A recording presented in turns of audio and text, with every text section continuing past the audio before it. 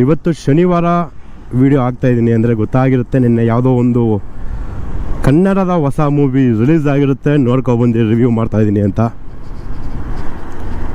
ಇವತ್ತು ನಾನು ರಿವ್ಯೂ ಮಾಡ್ತಾ ಇರೋದು ನಮ್ಮ ಅಜಯ್ ರಾವ್ ಅವರ ಪ್ರೊಡಕ್ಷನಲ್ಲಿ ಬಂದಿರೋಂಥ ಯುದ್ಧ ಕಾಂಡ.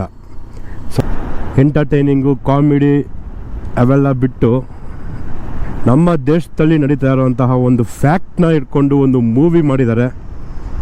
ಸಮಾಜಕ್ಕೆ ಏನಾದರೂ ಒಂದು ಸ್ವಲ್ಪ ಚೇಂಜ್ ತರಬೇಕು ಅಂತ ಮಾಡಿರೋಂತಹ ಮೂವಿ. ಸೊ ಈ ಮೂವಿಲಿ ನಿಮಗೆ ಏನೇನು ಸಿಗುತ್ತೆ ನೋಡೋಕ್ಕೆ ಅಂದರೆ, ತೊಂದರೆಗೀಡಾಗಿರೋ ಒಂದು ಪುಟ್ಟು ಹೆಣ್ಮಗು,